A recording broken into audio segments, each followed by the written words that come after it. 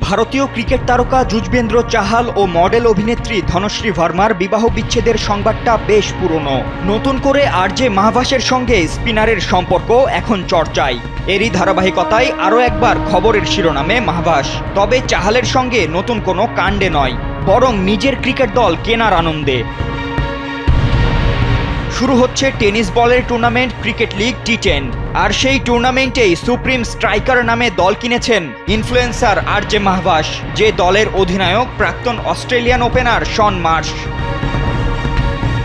সম্প্রতি এই লিগের নিলাম অনুষ্ঠিত হয়েছে দিল্লিতে, যেখানে দেখা গেছে চাহালের চর্চিত বান্ধবীকেও সেখানে নিলাম টেবিলে বসে প্যাডেলেও তুলেছেন তিনি। সেই ছবি আবার নিজেই সোশ্যাল মিডিয়ায় শেয়ার করে লিখেছেন, টিম আরজে মাহবাস ক্যাপ্টেন শন মার্শকে লক করেছে।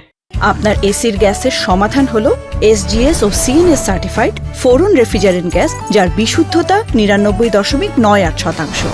ফোরন, শান্তি যেখানে, নিঃশ্বাসে। ধনশ্রী ভার্মার সঙ্গে চাহালের বিচ্ছেদের পর চর্চায় আসেন মাহবাস।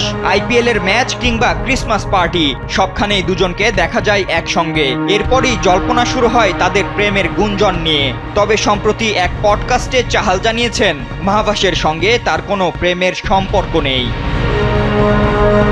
ফাতেন ইশরাক, কালবেলা।